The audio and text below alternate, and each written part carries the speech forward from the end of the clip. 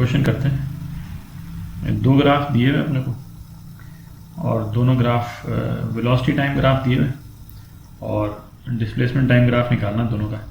ठीक है, तो इन्हीं दोनों ग्राफ के नीचे डिस्प्लेसमेंट टाइम ग्राफ एक्सिस बना लेते हैं और फिर उसके बाद में डिस्कस कर लेंगे। तो ये हमने डिस्प्लेसमेंट टाइम ग्राफ की एक्सिस बना दी और इस पॉइंट के वर्टिकल जो है वो एक लाइन भी बना दी ताकि इस पॉइंट के बाद में क्या हो रहा है वो हम देख सकेंगे। अच्छा, इसमें हालांकि दिया हुआ नहीं, बट अपन मान लेते हैं कि बॉडी जो है वो ओरिजिन से ही शुरू हो रही।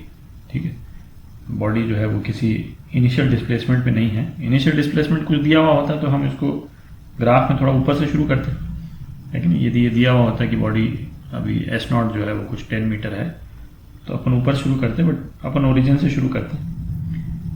तो स्ट्रेट लाइन है, velocity time graph straight line होने का मतलब क्या है कि एक्सेलरेशन कांस्टेंट है, एक्सेलरेशन है और एक्सेलरेशन कांस्टेंट है। तो और एक्सेलरेशन कांस्टेंट में तो जो हमारी जो तीन इक्वेशन जो हमने डिराइव की थी है ना, वो इक्वेशन लगती। तो इसमें मतलब S जो है वो ut प्लस हाफ AT², ये इक्वेशन लगती, लेकिन एक्सेलरेशन कांस्टेंट है। एक्सेलरेशन कांस्टेंट क्यों है? क्योंकि स्लोप कांस्टेंट है ना। एक्सेलरेशन क्या होता था? एक्सेलरेशन होता है dv/dt। ठीक है, और dv/dt जो है वो vt ग्राफ का स्लोप है। तो स्लोप कांस्टेंट है तो एक्सेलरेशन कांस्टेंट है, और स्लोप पॉजिटिव है तो एक्सेलरेशन पॉजिटिव है। ठीक, तो पॉजिटिव एक्सेलरेशन तो इनिशियल वेलोसिटी यहाँ पे 0 है तो ये तो 0 ही हो गया। तो हाफ AT² की तरह ये है, ये राइज करेगा। ठीक है, सपोज यहाँ तक राइज किया तो ये ऐसे कर्व हो गया। ठीक है, और या अच्छा, अब उसके बाद वाला पोर्शन देखते हैं, ये वाला पोर्शन देखते हैं। तो इस वाले पोर्शन में भी स्ट्रेट लाइन है तो ये भी कांस्टेंट एक्सेलरेशन है क्योंकि स्लोप कांस्टेंट है थ्रू आउट, पर इसमें स्लोप नेगेटिव है तो एक्सेलरेशन जो है वो नेगेटिव हो गया। तो नेगेटिव एक्सेलरेशन का मतलब क्या हो गया कि भाई यहाँ पे कोई एक पॉजिटिव वेलोसिटी आई और उसके बाद में ये देखिए वेलोसिटी घट रही है। ठीक है, वेलोसिटी घट रही है पर वेलोसिटी अभी भी पॉजिटिव है। वेलोसिटी घट रही है बट वेलोसिटी अभी भी पॉजिटिव है। तो पॉजिटिव वेलोसिटी का मतलब है कि ये डिस्प्लेसमेंट जो है वो पॉजिटिव डायरेक्शन में ही कंटिन्यू रहेगा। यहाँ तक जो है ये यहाँ तक जो है वो यहाँ तक इसका टाइम ये एक्सटेंड हो रहा है और इस पॉइंट पे जाकर के वेलोसिटी 0 हो जाएगी। तो वेलोसिटी 0 होने के मतलब जो ST कर्व कैसा हो जाएगा ना, वेलोसिटी क्या होता था ds/dt।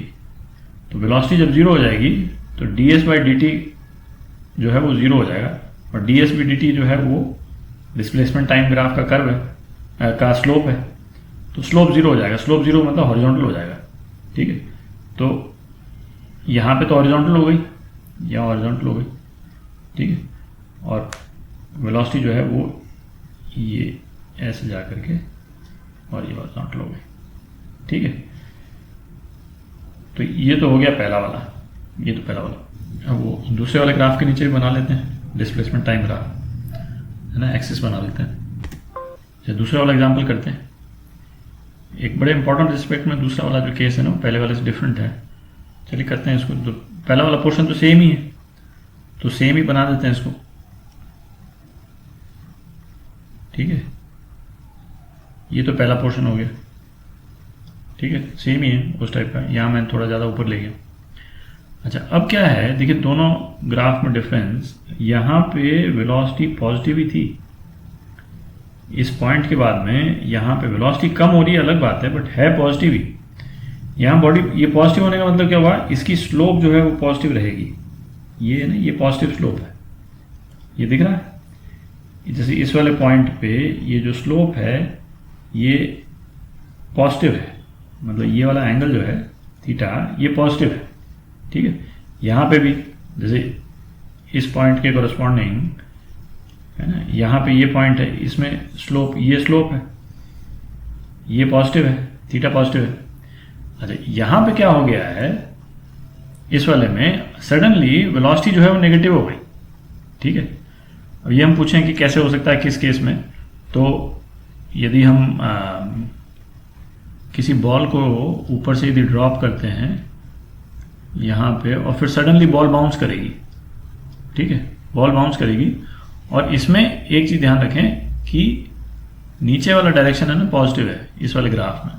यदि ये बॉल वाला एग्जांपल ले रहे हैं हम, तो नीचे वाला डायरेक्शन पॉजिटिव है, तो यहाँ से यहाँ तक ये पॉजिटिव डायरेक्शन में इंक्रीज की वेलोसिटी है ना, और इसमें ग्रेविटी का डायरेक्शन भी पॉजिटिव ही हो जाएगा इस वाले केस में। यदि एक्सेलरेशन टाइम ग्राफ बनाएंगे तो वो पॉजिटिव आएगा, ठीक है। और टकराते ही ये ऊपर के डायरेक्शन में गई, नेगेटिव डायरेक्शन में, ठीक है।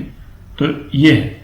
तो अब जो है इसके बाद वाला जो स्लोप है वो इमीडिएटली नेगेटिव स्लोप का बनेगा, जो कर्व जो है, और यहां पे आके जीरो। तो ये वाला पॉइंट हो गया इसके कोरस्पॉन्डिंग, ठीक है। तो नेगेटिव कर्व कैसे बनेगा, ऐसा बनेगा, ठीक है। और ये फिर जीरो, ये स्लोप जो है फिर जीरो हो गई, ठीक है। तो इन दोनों कर्व को अप्रिशिएट करने के लिए इसलिए अपन ने ये कर्व लिए साइड बाय साइड, कि इसमें वेलोसिटी जैसे ही नेगेटिव होती है तो इसके बाद वाला जो कर्व, जैसे इसमें तो पॉजिटिव था तो ये स्लोप पॉजिटिव है, ये ऐसी जाने लगी। और यहाँ पे ये जितने स्लोप्स हैं ये सारे नेगेटिव स्लोप है, दिख रहा है कि नहीं। ये वाला एंगल है, ये वाला एंगल है, तो नीचे है ना, ये नेगेटिव स्लोप है ना, ये वाला एंगल है। तो ये हो गया दोनों केस।